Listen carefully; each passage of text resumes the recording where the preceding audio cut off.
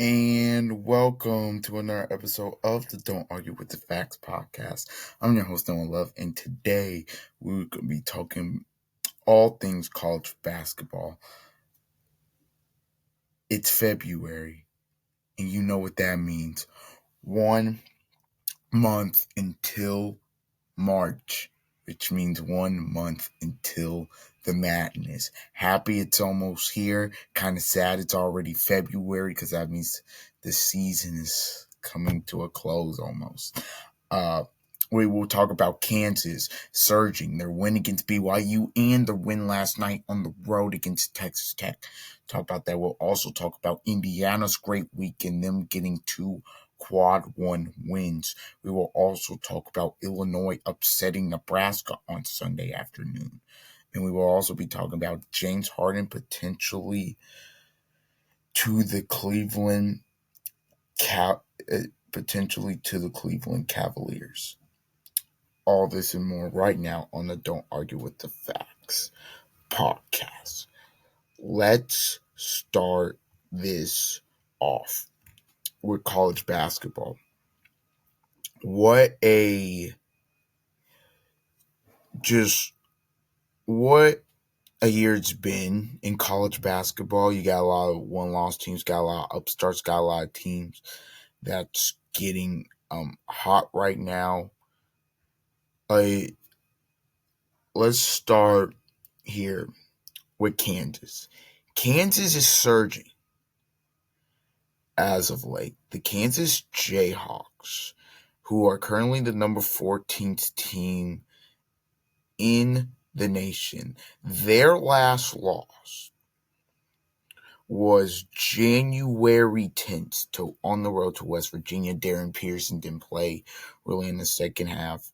Since then, they beat number 2 Kansas at home. Number 2 Iowa State, Number 2 Iowa State at home by 21 points. They beat BYU on Saturday. Pearson versus the Banster, that big game, they beat them Saturday. And then they go on the road last night and find a way to beat Texas Tech and you end with an 8-0 run to win the game. Let's talk about it. This was a very defensive, grimy game. They did not have the stroke like they did against BYU, but they found a way to win. Look, against BYU, they were just shooting at the gym. They were shooting it great at the gym. That is a tough atmosphere to obviously play in. They're now 7-2 in the conference and have won 6 straight games. The Jayhawks are. Kansas, I look at them, it's February, they're getting it together at the right time. Darren Peterson, obviously when he plays, completely different team. Badunga, you've got Council. You didn't get much from your bench and you still won the game. Look, you went on the road against a top 15 team and you found a way to win that game. That's a really great job. Now they play Utah on this upcoming Saturday. I assume they're gonna win that game. After that, it's getting real. It gets real because after that they got Arizona at home on a Monday night. Then on a Saturday afternoon, they have to go on the road to Iowa State, which is a place for the past couple of years they've struggled to win at. It's a place that a lot of schools in the Big 12 struggle to win at. Then, okay, you got 2 in between games. Oklahoma State isn't going to be easy, but then you got Houston, who you've struggled to beat ever since Houston's got into the conference at home. And then you got Arizona again on the road. Look, Kansas, are they going to win the Big 12? It's going to be tough with Arizona. By the way, Arizona, their schedule gets real quick because after Saturday against Oklahoma State, which could be a tough game, it's Kansas, it's Texas Tech, it's BYU, it's Houston, it's Kansas again. That game against Houston that's really going to be one That's great. Oh, also in the month of March, before their last game of the season, their senior night, they have Iowa State coming in. So, look, this Big 12 race is going to be interesting. I think the most underrated team in the Big 12 right now is UCF. UCF, and if you just go back to their non-con, UCF UCF beat Texas A&M, who's the number one team in the SEC right now. They beat them by 12 points in the non-con. You go. They beat Kansas by 6. They only lost to Arizona by. They only lost to Arizona by 7. They've upset Texas Tech. They're 6-3 in the conference. They do have quality wins. They're 17-4. They're playing very good basketball right now. And it's a team that's in the tournament, but it's a team that I don't know how they're just not ranked. They've won 3 in a row. I don't know how they're not nationally ranked in the top 25. They're tied right now with Texas Tech, and they're tied in the loss column with BYU. They're also a game back of Iowa State and Kansas. So, in Kansas, who they already beat. So I think the Big 12 and the Big 10 are the two best conferences in America right now. Speaking of the Big 10, I kind of want to let's go there because we have to talk about the big week. It was just a big week of games overall. But I actually want to start with Michigan and Michigan State on that Friday night. This game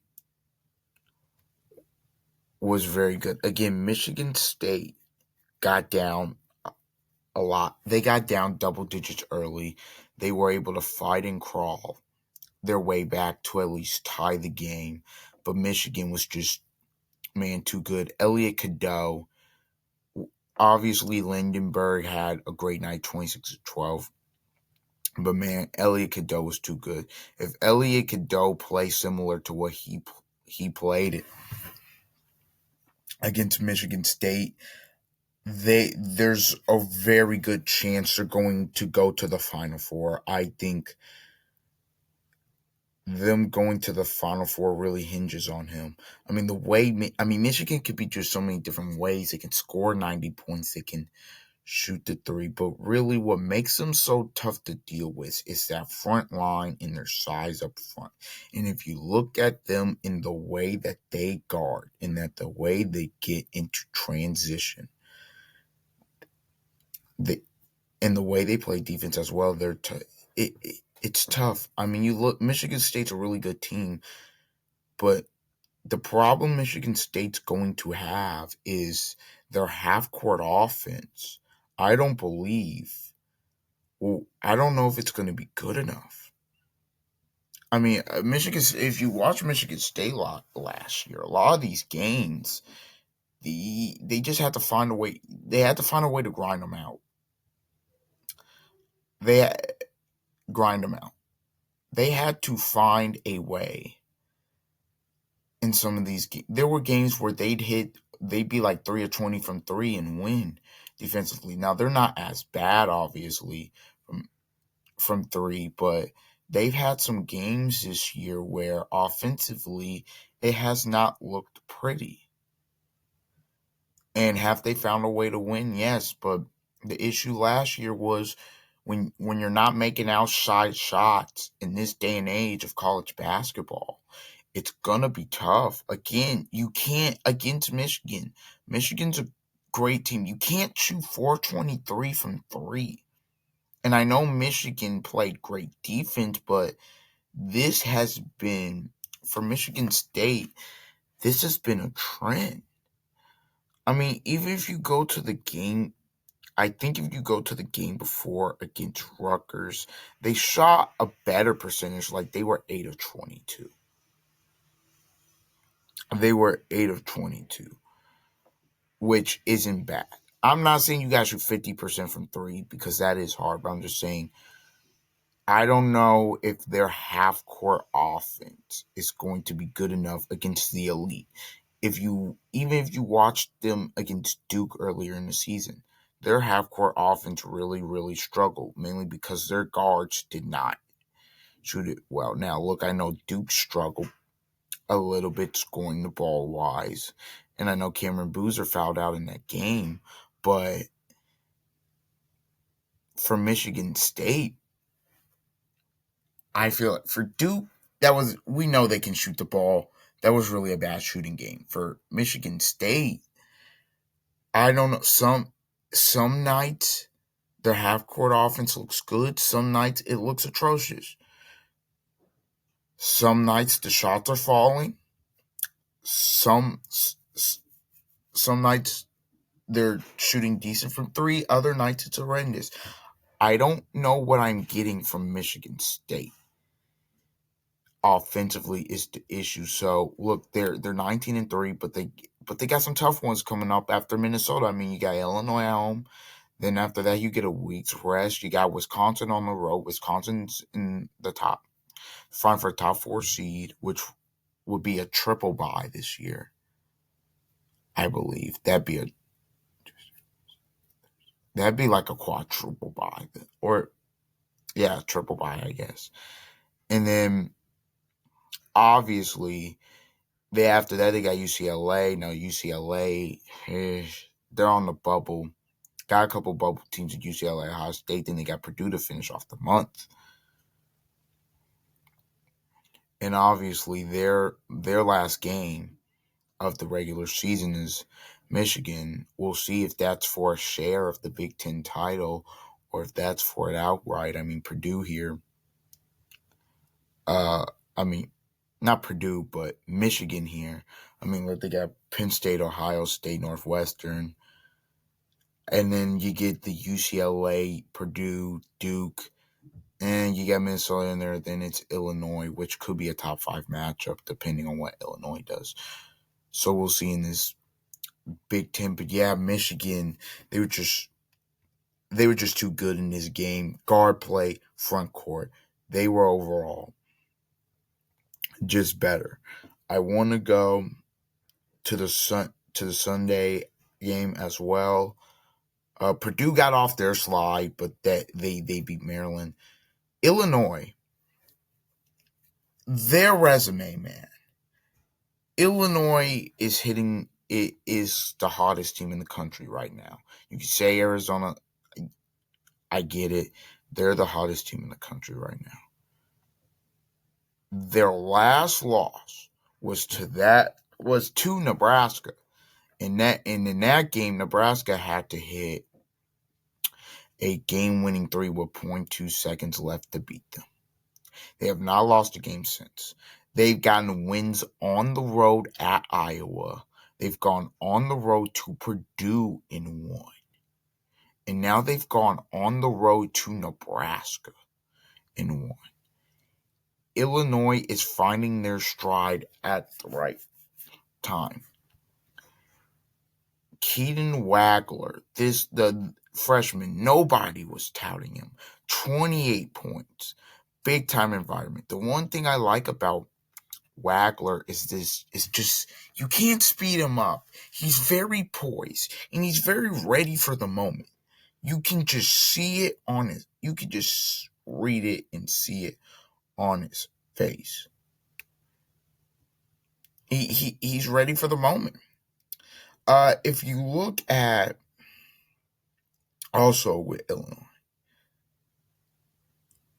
you have to look at this. Everybody on the floor can shoot, so they can spread you out between Davis, Ivisic, Wagler. We know Stojakovic.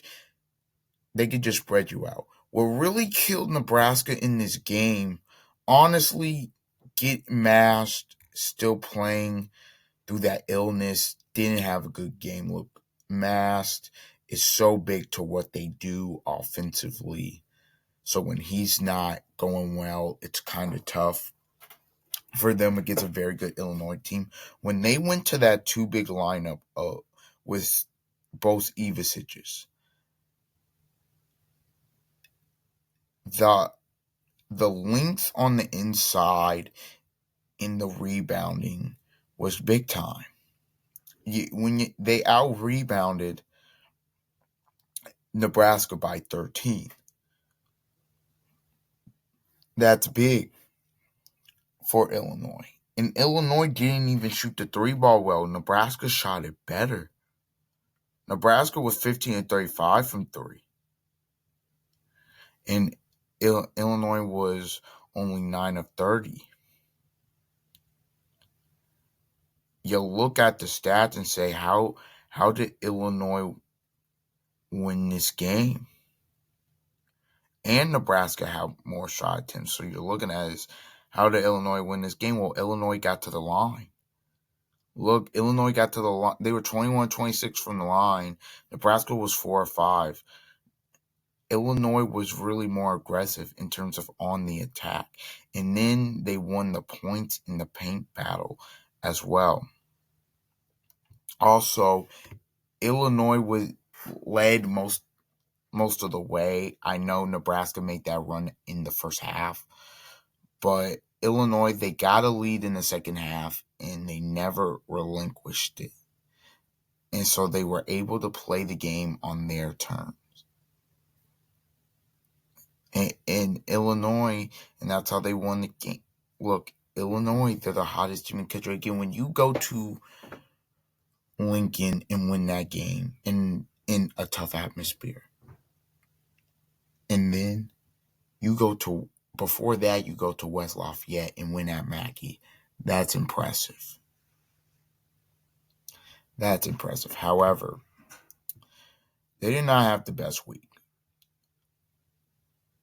I think, because no matter what happened in my opinion,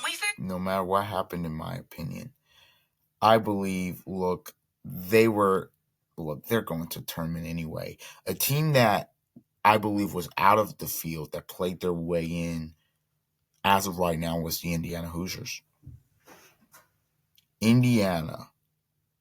First of all, Indiana sports, just from an athletic standpoint, had a great month. But the basketball team had a great week. Look, Conway's out. You had lost 4 in a row. The Rutgers game, you got off the slide against Rutgers. You needed to beat Purdue. You do.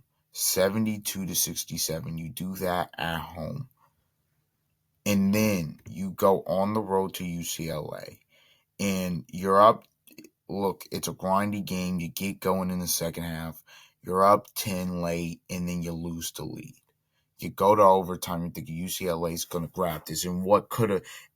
This could have been a disastrous loss for Indiana. Disastrous. But they stayed the course, and a free throw at the end by Trent Sisley won them the game. Simple. And you can make the argument, was it off Indiana? I don't know. I really don't think it was. But it was too close to call. Look, if the call on the floor was UCLA ball, they weren't going to reverse it. If the call on the floor was Indiana ball, so it stood. That's just my personal opinion on it. I did think Indiana, they have so many dumb fouls, man. And then and also both teams got into foul trouble. Like, I know Bilodeau got 5 for UCLA. I know Donovan Dink getting 5 and him going out was massive. Eric Daly had 4. I know for Indiana, Reed Bailey, who was excellent, at 5. Josiah Miles, again, how do you get 5 fouls in 9 minutes? Enright at 5, Enright at the point. What has changed this season for Indiana, to me, is obviously Conway's been injured, so they go with Enright at the point. And Nick Dorn has been 26. Yet you have 26 against UCLA, big time. Against Rutgers, you have 18.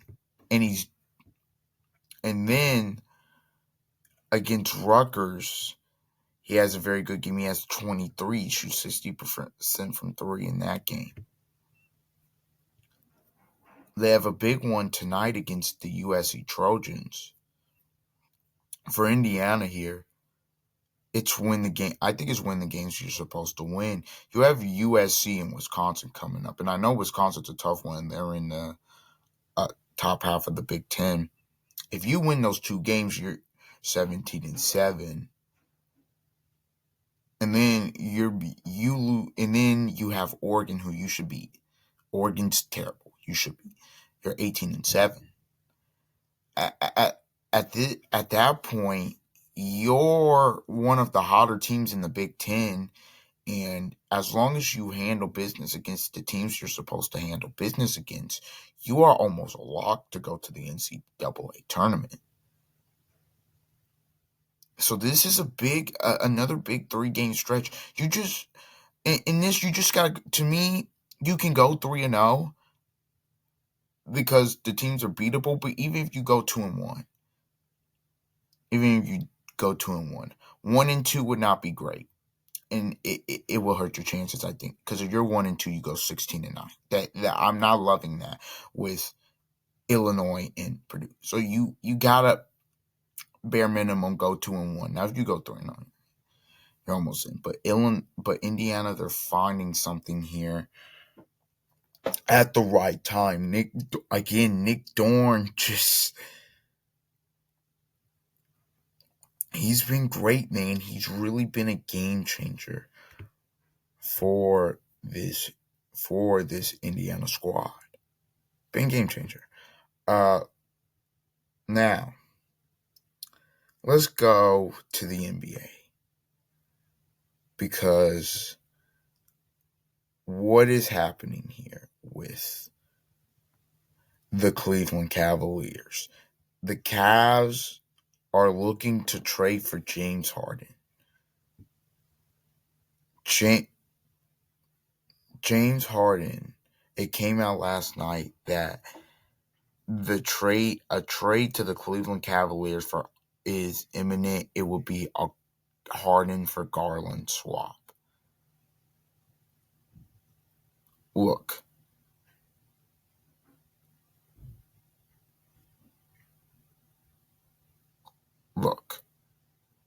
This for the Cavs, I guess they're trying. Are they trying to go all in and win the championship? Looking at the East,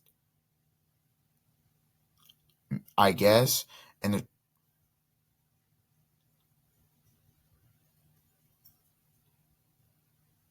they're gonna try to trade Garland. Like, the Cavs are gonna try trade Garland, I guess, maybe because he's been too injured, and maybe you can say, and like I said, they're trying to go all in. From the Clippers' perspective, I guess they want to get younger, and maybe they want to start a rebuild potentially here.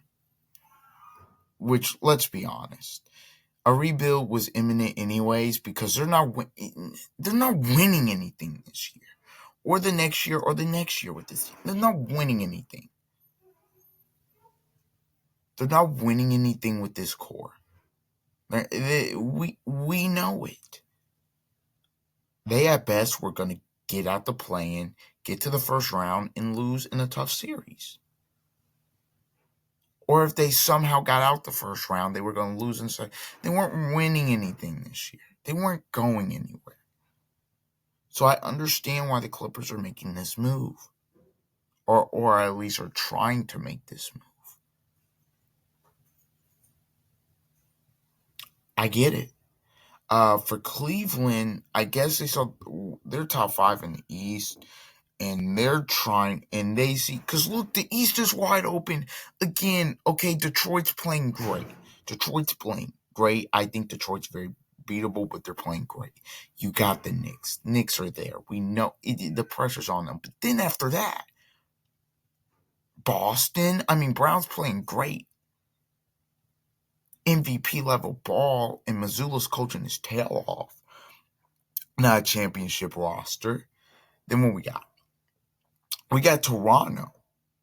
Really? Toronto ain't been here before. Philly? I mean, maybe if Paul George suspended for 25 games now, but maybe I think Philly could make some noise if they're healthy. But even then, and then what you got? After that, you go to the play in Miami. They're not doing anything. Look, I think Charlotte's the hottest team in the league right now. They got a young core, but they're not winning a championship this year. Now, I do think they're going to the playoffs. Because I just love their young core and I love the way they're playing.